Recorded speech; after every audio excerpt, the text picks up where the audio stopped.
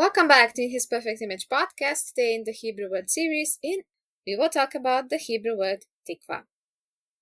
Lately I couldn't help myself but hope that the weather would be warm and sunny.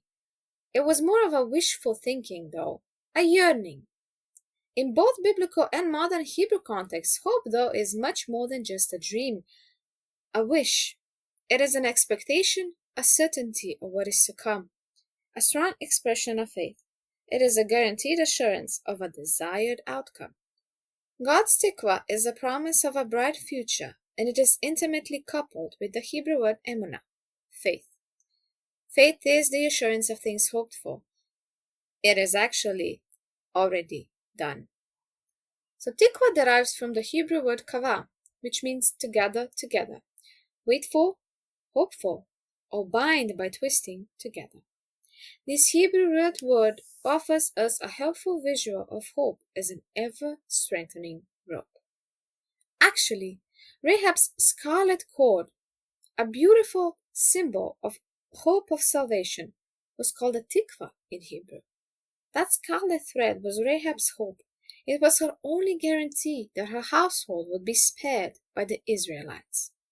In general, though, tikvah is rooted in waiting. Ultimately, hope is summed up in the Lord Jesus. He is our hope incarnate, and He will not fail to bring us to full revelation of God. We should steer away from giving unfounded assurances that contradict or go beyond what the scriptures say, though.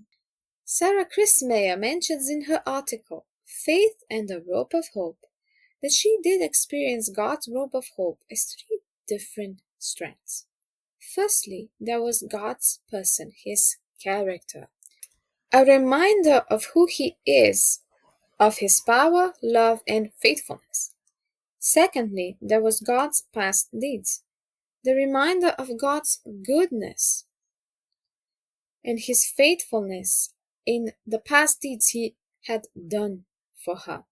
And finally, the third strand is God's promises, His plan. To end on this last note, God's promises for us are greater than we can even imagine. If we ever struggle in our faith or if our hope starts to waver, let us remind ourselves of who He is as a person. Let us dwell on the past deeds He has done for us.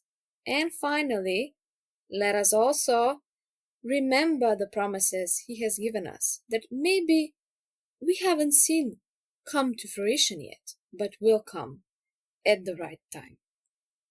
To read more, you are free to come to the blog. The Lord bless you and keep you. The Lord make His face shine on you and be gracious to you. The Lord turn His face toward you and give you peace. Until next time, Shalom.